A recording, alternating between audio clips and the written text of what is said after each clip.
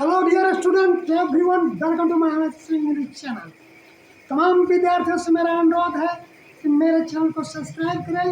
Welcome आई जो नए विद्यार्थी मेरे चैनल को सब्सक्राइब करें तो वेलकम आई को दबाएं और पसंद पड़े तो बाबू सभी से मेरा अनुरोध है लाइक करें। आज मैं आप लोगों को इम्फैटिक सेंटेंस के बारे में पढ़ाने के लिए जा रहा हूँ। इम्फैटिक सेंटेंस ग्रामर में बड़ा ही महत्वपूर्ण स्थान रखता है। पावर इम्फैटिक सेंटेंस का मतलब होता है जोरदार बलदायक वाक्य, यानी कोई भी वाक्य को या उसको से समझिए। कर्ता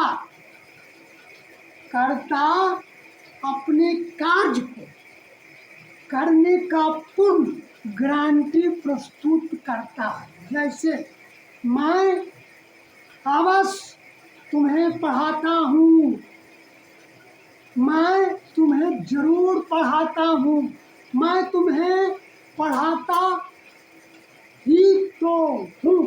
एक गारंटी है ना, मैं अपनी क्रिया को पूर्ण रूप से करता हूँ। अब आइए एम्फैटिक सेंटेंस के बनाने का स्ट्रक्चर होता है बाबू। सब्जेक्ट प्लस डू या does plus did plus V1 plus order करके वाक्य को बनाते हैं बाबू। एम्फैटिक सेंटेंस का प्रयोग कुछ सेंटेंस के अंतर्गत होता है। प्रेजेंट इन डिफरेंट टेंस में और पास्ट इन डिफरेंट टेंस में और प्रेजेंट एवं पास्ट में होने के बोध के कर्ता के पास होने का कुछ बोध कराने के लिए इसका प्रयोग किया जाता है। समझ एम्फैटिक सेंटेंस बस इतने ही सेंटेंस के अंतर्गत एम्फैटिक सेंटेंस का प्रयोग किया जाता है। अब स्ट्रक्चर के आधार पर देखिए। प्रेजेंट इन डिफरेंट टेंस अगर वाक्य है, समझ गए, तो प्रेजेंट इन डिफरेंट टेंस में अगर वाक्य है और वैसे वाक्य को हमको एम्फैटिक सेंटेंस बनाना है तो ध्यान दीजिए बोर्ड पर। अगर subject I we you they या पुनर्नेम रहेंगे तो क्या करेंगे कि सब्जेक्ट के बाद do plus V1 plus subject रखकर के वाक्य बनाएंगे। अगर प्रेजेंट इन डिफरेंट टेंस में सब्जेक्ट ही सी या कोई नाम रहेगा, नाम, समझे, तो क्या करेंगे, इसके बाद सब्जेक्ट के बाद does plus V1 plus object लगा करके वाक्य को बनाएंगे। समझ गए। अब देखिए, मैं तुम्हें अवश्य पढ़ाता हूँ, मैं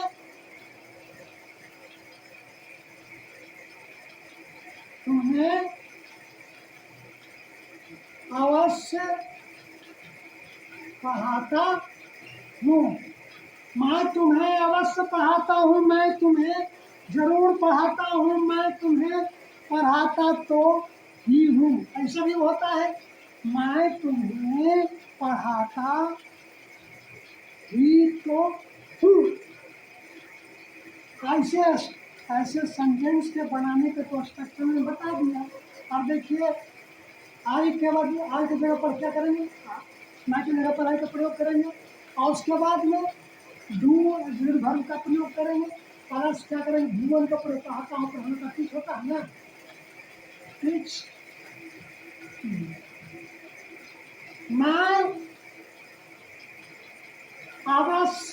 मैं तुम्हें अवश्य पढ़ाता हूँ, मैं तुम्हें अवश्य पढ़ाता हूँ, आई डू टीच यू। समझ गए। वह अवश्य गीत गाती है, समझे, वह अवश्य गीत गाती है। She does sing a song. सी डर सी है सा, देख रहे हैं, वह अवश्य गीत गाती है, वह जरूर गीत गाती है, समझिए, वह गीत गाती तो है, समझ गए। आप देखिए, बी में होता है होना, पास होने के संबंध में दूसरे आप पास होने के संबंध में इसके बनाने का स्ट्रक्चर था। पास होने के संबंध, प्रेजेंट इंडेफिनिट टेंस में पास होने के संबंध में, समझ गए, इस संबंध में अगर सब्जेक्ट जैसे मुझे शांति आवश्यक है ना, मुझे शांति आवश्यक है, मुझे शांति जरूर है ना, मुझे शांति तो है। तो पास होने के संबंध में बोध कराता है ना, तो नॉन इन्फेटिक में क्या होता है, इसके साथ में क्या होता है जी, सब्जेक्ट प्लस हैव या has plus order plus order में लगा के वो आपको बनाते हैं ना। लेकिन इसमें क्या होता है जी, इसमें क्या होता है, सब्जेक्ट अगर आई बी यू दे या प्लूरल रहेंगे तो क्या होगा, डू हैव का प्रयोग होगा, प्लस ऑर्डर लगा करके वो आपको बनाएंगे। और सिंगुलर पर्सन, थर्ड पर्सन में ही सी या नेम को जहाँ सिंगल शुड हैव का प्रयोग करेंगे, प्लस ऑर्डर लगा करके वो आपको बनाएंगे बाबू। तो मुझे शांति अवश्य है, क्या हो जाएगा, आई डू हैव है, समझ गया, समझ रहे हैं मेरे बात को।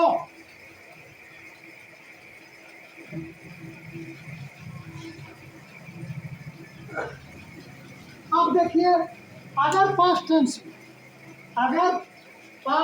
में एम्फैटिक सेंटेंस को पास्ट टेंस में कैसे बनाया जाता है उसको देखिए। पास्ट इंडेफिनिट टेंस में बनाने का नियम है कि subject plus did plus given plus object लगा करके वाक्य को बनाते हैं। समझ गए बाबू।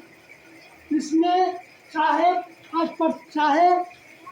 आई हो, बी हो, यू हो, दे हो, ही सी इट कोई भी रहे सब्जेक्ट, तो उसमें क्या होता है बाबू, समझे, सब उसके बाद सब्जेक्ट के बाद डिड का प्रयोग किया जाता है, उसके बाद गिवन प्लस ऑब्जेक्ट लगा करके वाक्य को बनाते हैं। समझ गए। जैसे राकेश क्रिकेट खेलता तो था, राकेश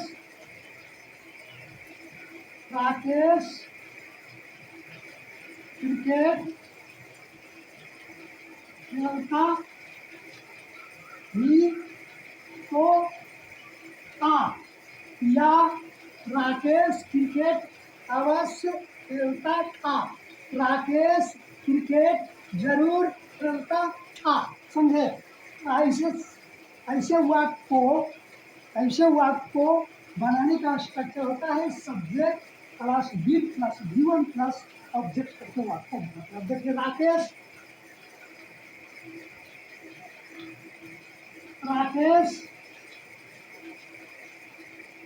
डिड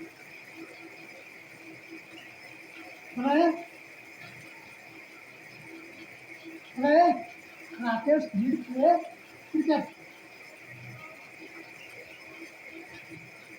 अब देखिए, राकेश सब्जेक्ट हो गया बाबू, डिड हो गया इसका एक्सिलरी वर्ब, अगर डिड क्या हो गया जी, एक्सिलरी वर्ब। अब प्ले क्या हो गया जी, गिवन हो गया, और क्रिकेट क्या हो गया जी, हो गया ना, समझ गया ना। अब पास्ट टेंस के अंतर्गत होने का बोध, समझे, होने का बोध हो तो उसमें बनाने का उसे सेंटेंस के बनाने का स्ट्रक्चर होता है सब्जेक्ट प्लस डिड प्लस है प्लस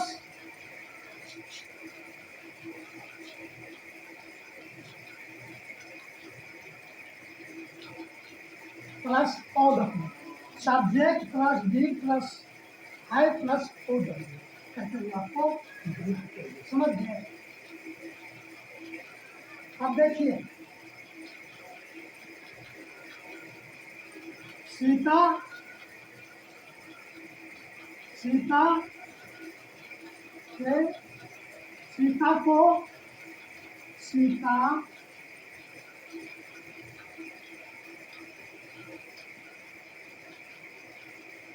सीता को अवश्य सीता को अवश्य कार समझे, सीता को जरूर कार सर सर सीता को अवश्य कार थी, सीता को जरूर कार थी, सीता को कार कार तो थी। समझ गए, सीता को अवश्य कार थी, सीता को जरूर कार थी, सीता को कार तो थी, सीता को कार तो थी। समझिए, तो इसका बनाने का स्ट्रक्चर तो बताया गया, सब्जेक्ट प्लस डी प्लस है प्लस ऑर्डर होकर के बनता है। अब देखो Sita did have a car, समझ गया ना। अब इम्परेटिव सेंटेंस में इम्परेटिव सेंटेंस जिसमें आदेश विनय अनुरोध लगा रहे हैं, समझे, और वैसे सेंटेंस को इम्फेटिक बनाने का स्ट्रक्चर होता है बाबू।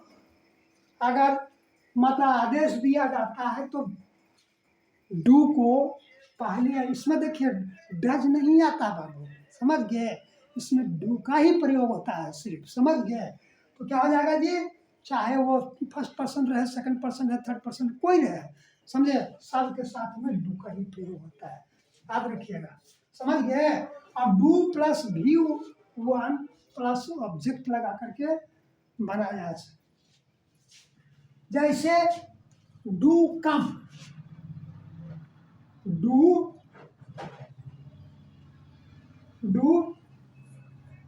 कम, डू कम,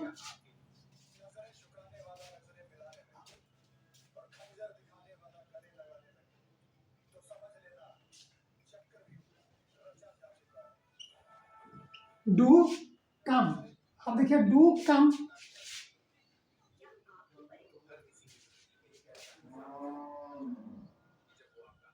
अंदर आओ तो होता है ना। अब डू कम का प्रयोग, डू कम, इसमें बनाने का स्ट्रक्चर होता है, बस समझिए इससे पहले, अगर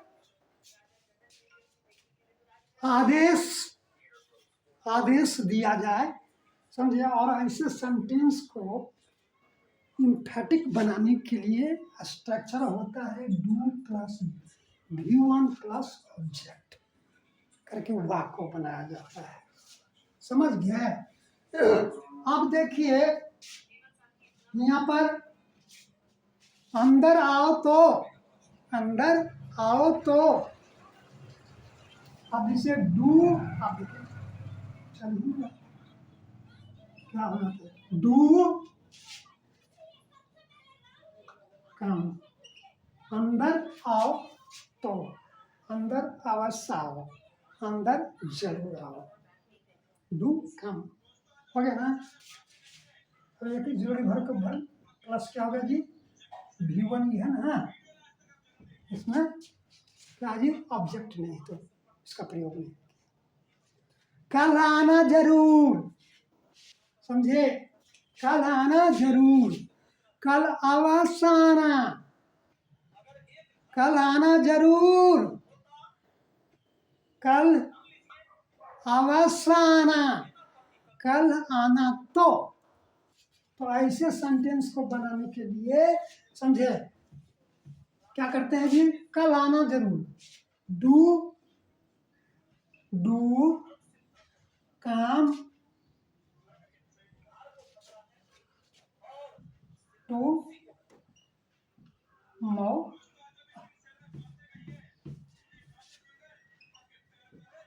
टू मो। अब देखिए, डू कम टुमारो, कल आना जरूर, कल आना तो। आप देखिए, समझ गए ना। अब आए देखिए, इम्परेटिव सेंटेंस में अगर रिक्वेस्ट है ना, तो उसमें क्या होता है, प्लीज काइंड को पहले रख देते हैं और उसके बाद में क्या करते हैं जी, प्लीज काइंड को आगे रखते हैं, उसके बाद do plus V1 plus object लगा करके रख वाक्य को बनाते हैं। जैसे please, please do help me, please do help me. अब देखिए, प्लीज डू हेल्प मी, कृपया मेरी मदद करें, कृपया मेरी मदद जरूर करें। समझे, ऐसे सेंटेंस को समझे बनाने के लिए, समझे क्या होता है जी, इसका स्ट्रक्चर होता है please plus do plus V1 plus subject लगा करके वाक्य को बनाते हैं। बाबू रे, emphatic sentence present indefinite tense के, प्रेजेंट इन डिफिनिट टेंस में, समझे किसी सेंटेंस को बल देने के लिए, यानी जोरदार बनाने के लिए, समझे इसका प्रयोग किया जाता है डू डज डिड का। समझे, डू डज डिड का प्रयोग, डू डज का प्रयोग प्रेजेंट डिफिनिट टेंस में और पास्ट टेंस में, डिड का समझ गया, और डू का प्रयोग है, डू हैव का प्रयोग होने क्रिया के, होने के यहाँ पर देख रहे हैं ना, कहाँ गया बी, यानी होने के संबंध में, यानी कर्ता के पास कुछ होने के संबंध में, समझ गए। और इंपरेटिव सेंटेंस में आदेश अनुरोध के साथ में इसका किया जाता है। जय हिंद।